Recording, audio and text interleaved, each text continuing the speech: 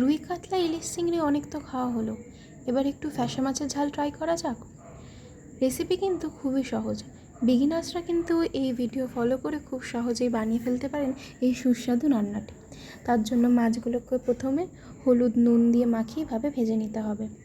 তারপরে গরম তেলে দিয়ে দিতে হবে পেঁয়াজ কুচি।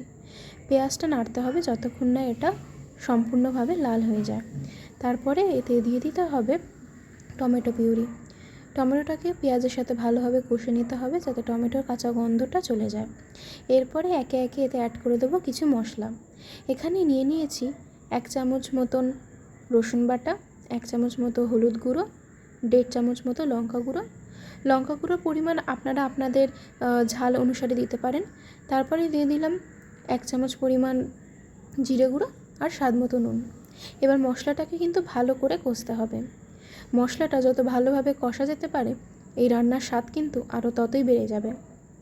এরপরে যখন মশলাটা ভালো করে কষে যাবে, অর্থাৎ মশলা থেকে যখন সম্পূর্ণ পরিমাণে তেল বেরিয়ে আসবে, তখন এতে দিয়ে দিতে হবে 1 কাপ পরিমাণ জল। এরপরে ঢাকনা চাপা দিয়ে রান্নাটা কিছুক্ষণ হতে দিতে হবে। তারপর যখন মশলাটা ফুটে যাবে তখন এতে দিয়ে দিতে হবে ভেজে রাখা মাছগুলো। আমাদের রান্না কিন্তু প্রায় 80% কমপ্লিট হয়ে এসেছে।